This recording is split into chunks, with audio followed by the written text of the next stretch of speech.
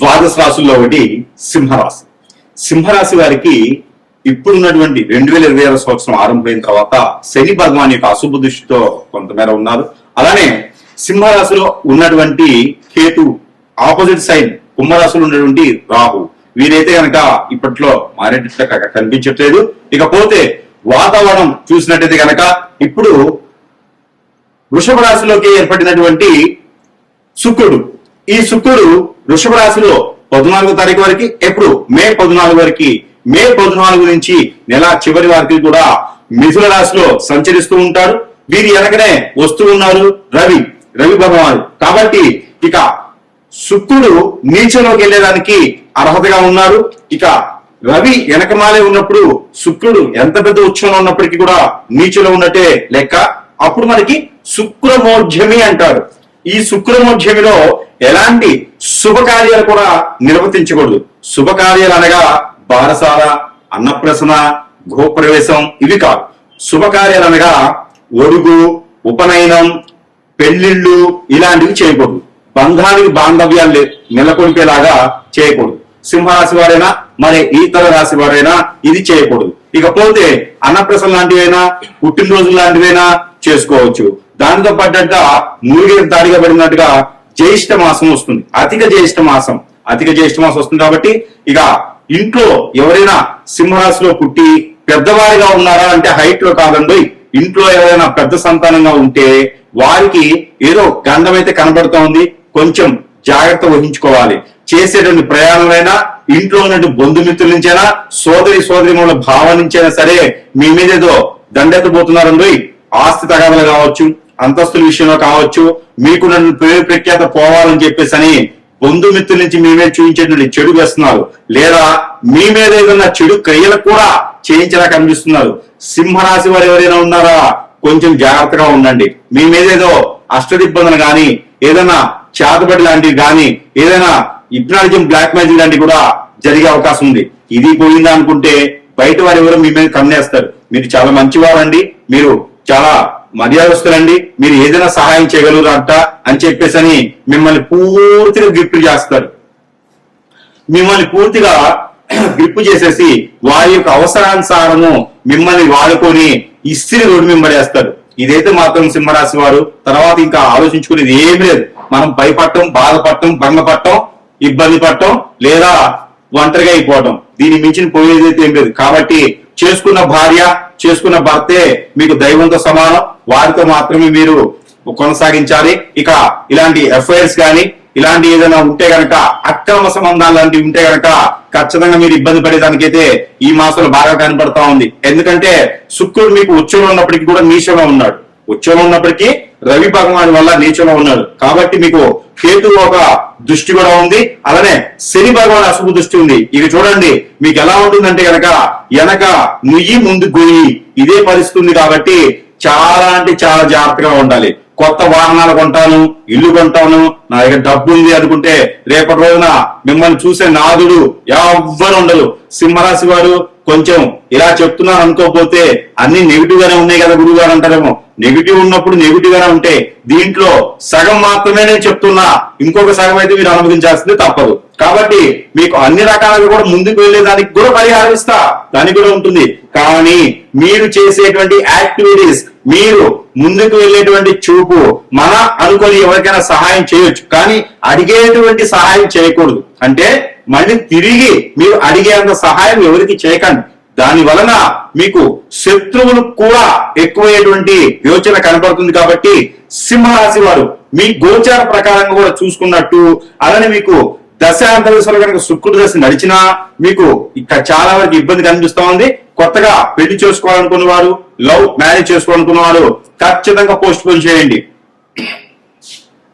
లేదు అంటే గనక ఖచ్చితంగా మీరు ఇబ్బంది అయ్యేటువంటిది, మీరు ఇబ్బందులు పాలయ్యేటువంటిది అయితే కనపడుతూ ఉంది. మీరు చివరిలో చెప్పిన పరిహారం కూడా పాటించండి. కొంతమేర మీకు ఇబ్బంది లేకుండా కలగకుండా కలుగుతుంది. ఇకపోతే మీకు గోచార ప్రకారంగా మనం అనుకున్నట్టుగానే 2 స్వస్థానం 6వ స్థానంలో శుక్రుడు ఉండి, ఆ శుక్రుడికి రవి ఎక్కడ ఉన్నప్పుడు చూస్తాడు అంటే 2 కానీ 9 కానీ స్థానాల్లో రవి ఉంటే అప్పుడు మీకు 4వ స్థానంలో చూస్తాడు.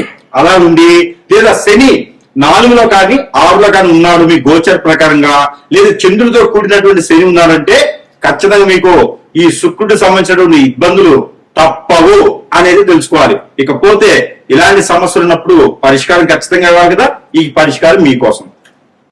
శుక్రుడికి సంబంధించినటువంటి ఈ రాశి వారు కనుక ఈ చిన్న పరిహారం చేసుకుంటే అదృష్టవంతులు అవుతారు. కొంతమేరైనా ఉపశమనం దొరుకుతుంది. ఆ దాంట్లో ఈ శుక్రుడికి సంబంధించినటువంటి పరిహారాలు ఏముంటాయా, రెనికుల పరిహారాలు అంటే ఉంటాయి. అవి ఏంటంటే స్ఫటికమాల అని ఉంటుంది. ఈ స్ఫటికమాల తీసుకొని, అంటే డైమండ్ మాల తీసుకోలేం కదా, అందుకని స్ఫటికమాల. ఈ స్ఫటికమాల తీసుకొని 1600 సార్లు ప్రతిరోజు కూడా ప్రతినిత్యం కూడా శుక్రుడు సంబంధించినటువంటి జపం చేసుకోవాలి. మంచం మీద కూర్చొని చేయకూడదండి, పేటేసుకుని కూర్చొని చేసుకోవాలి. అది గోధుమ కలర్ కానీ అలానే బంగారపు ఛాయలో ఉన్నటువంటి వస్త్రాన్ని కింద పరుచుకొని దానిపైన కూర్చొని మీరు జపం చేసుకోవాలి. 1600 సార్లు చేయలేమండి అంటారా, 166 సార్లు చేయండి ప్రతినిత్యం కూడా, లేదా 16 మాలలు చేయండి, లేదా 9 మాలలు చేయండి. ఈ 9 మాలలు ఖచ్చితంగా ప్రతిరోజు కూడా చేయాల్సిందే, జపం చేసుకుంటూ ఉండాలి. ఓం నమో శుక్ర ఈశ్వరాయ నమః లేదా శుక్రాయ నమః అనేటువంటి బీజ మంత్రాన్ని ప్రతిరోజు కూడా పారాయణం చేసుకుంటూ చాలా మంచిది. ఈ పారాయణం చేసేప్పుడు చిరంజి కానీ లేదా కాజు క్యాషనట్ ఉంటాయి కదా, కాజు అంటారు. ఈ కాజు గుళ్ళు తీసుకోండి, జీడిపప్పు గుళ్ళు తీసుకొని జపం చేసుకోండి. 16 గుళ్ళు పెట్టుకోండి, 16 జీడిపప్పులు పెట్టుకొని జపం చేసుకొని వాటిపైన ఒక 9 సార్లు ఊది తినడమా, ఎదుటి వారికి ప్రసాద రూపంగా పెట్టడమా లేకపోతే చేయొచ్చు.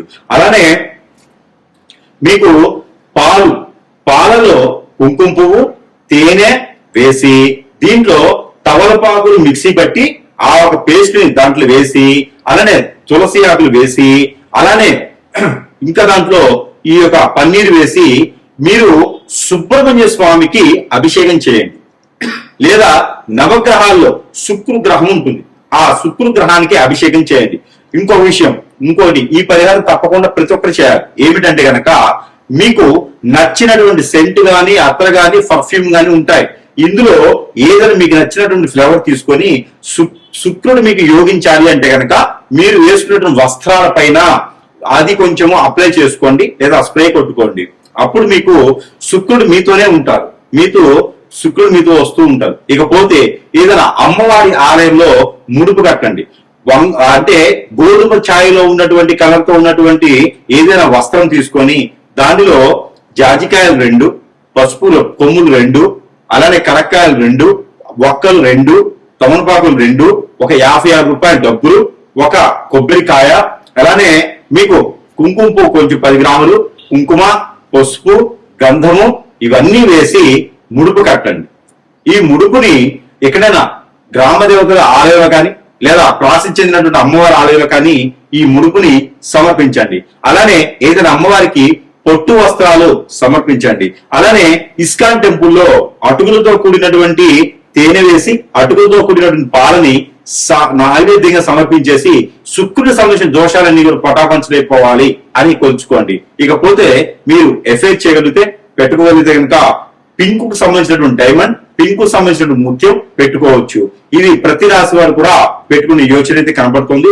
ఇంకా దీనికి మించి శుక్ర గ్రహాల గురించి తెలుసుకోవాలన్నా శుక్ర గ్రహానికి సంబంధించినటువంటి విధానాలు కావచ్చు, మీ యొక్క జాతకంలో ఏ స్థానంలో శుక్రుడు ఉండడం వలన కలత్ర దోషం ఉంటుంది, శుక్రుడు ఏ గ్రహంతో కలవడం వలన కలత్ర దోషం ఉంటుంది, ఇవి పోవాలంటే ఈ చిన్నబడి పరిహారం సరిపోతాయా లేదా ఇంకా ఏమైనా చేయాలనుకుంటే కనుక ప్రతినిత్యం కూడా మీరు చేయవలసినటువంటి ఒక కార్యక్రమం ఉంది. మీరు సమీపంలో ఉన్న గురువు గారిని కలవచ్చు, అప్పుడు మీకున్నటువంటి సమస్యకు పరిష్కారం కనబడుతోంది. మరొకటి నరదిష్టి, నరఘోష ఎక్కువగా ఉంటుంది శుక్రుడు ఉంటే. కాబట్టి శుక్రుడు నీచులున్నా ఉచ్చంలో కూడా ఈ నరదిష్టి నరఘోష ఎక్కువ కనిపిస్తుంది శుక్రుడి వల్ల. కాబట్టి ఆ శుక్రుడి వల్ల నరదిష్టి నరఘోష పోవాలి అంటే కనుక ప్రతినిత్యం కూడా నిమ్మకాయ లోపల ఉండేటువంటి గింజలు తీసుకోండి ఒక 11, అలానే గుడి గింజలు ఏ కాలంలో ఉన్నప్పటికీ పర్లేదు ఒక 6 తీసుకోండి, అలానే జీడి గింజలు ఒక 5 తీసుకోండి. ఇవన్నీ కూడా నల్లని వస్త్రంలో ముడి వేసుకొని తల చుట్టూ దిష్టి తీసుకొని పడవేయాలి. అదే కనుక ముడుగా కట్టి ఇంటి సింహద్వారాన్ని కట్టుకుంటే కూడా మీ ఇంటికి నరదిష్టి, నరఘోష, శత్రుభయం ఇవే కాకుండా దెయ్యాలు, ఆత్మలు, భూతలు కూడా కాకుండా ఇంకా చేతబడి లాంటివి కూడా మీ ఇంటికి రావు, జరగవు. ఇంట్లో అందరు కూడా అన్యోన్యతగా ఉంటారు. ఇక ఈ శుక్రుడికి సంబంధించిన గ్రహాలన్నీ కూడా సానుకూలంగా ఉంటాయి. ఇక జాతకంలో శుక్రుడు నీచంలో ఉన్నారంటే కలత్ర దోషం. ఆ కలత్ర దోషం ఉందంటే కనుక భార్య భర్తలు పిల్లలు అందరూ దూరం అయిపోతా ఉంటారు. ఏకాభిప్రాయం ఉండదు ఎవరికి కూడా. ఎవరికి తెచ్చిన పరిస్థితుల్లో వాళ్ళు ఉంటారు. స్ట్రెస్, ఆరోగ్యం పడిపోతుంది. ఎన్నో రకాలుగా ఇబ్బంది పడుతుంటారు. కాబట్టి మీ అందరు కూడా ఏదైనా సముద్రం గాని నది గాని ఏరు సరియేరు బ్రహ్మగుండం లాంటి సమీప దూరంలో ఉంటే కనుక అక్కడికి వెళ్ళేసి మీ యొక్క కట్టు బట్టలు ఏదైతే ఉన్నాయో అవన్నీ అందులో ఒడిచేసి మీరు స్నానం ఆచరించి వచ్చేయాలి. ఎక్కడైనా అమ్మవారి గాని స్వామివారి గాని ఆలయం ఉంటే కుంకుమార్చన చేయించుకోండి. ప్రతినిత్యం అది కుంకుమను పెట్టుకోండి. ఎక్కడైనా దానం ఇవ్వాలి అంటే కనుక మీరు శుక్రుడికి సంబంధించినవి తెల్ల బఠానీలు, అలానే బ్రౌన్ కలర్ లో ఉండేటువంటి శనగలు, లేదు అంటే కనుక క్యాషినట్, కాజు, జీడిపప్పు అంటారు, అవి మీరు దానం ఇవ్వచ్చు. కలత్ర దోషానికి జీడిపప్పు దానము శ్రేష్టత. మేడి చెట్టు రోడ్డు పక్కన నాటండి, మంచి పనికి వస్తుంది. రావి చెట్టు రోడ్డు పక్కన నాటండి, మీకు ఎన్నో రకాలైన సానుకూల పడతాయి. మునగ చెట్టు పొలాల్లో వేసుకోండి, రోడ్డు పక్కన నాటండి, ఇంటి దగ్గర పెట్టుకోండి, చాలా సానుకూలంగా ఉంటుంది. శుక్రుడికి సంబంధించిన దోషాన్ని ఇలా పటాపంచలేకపోతాయి. కాబట్టి వీటిలో ఏ చిన్న పరిహారం చేసుకున్నా కూడా మీరు అదృష్టవంతులు అవ్వలేకపోయినా ఉపశమనం మాత్రం ఖచ్చితంగా ఉంటుంది.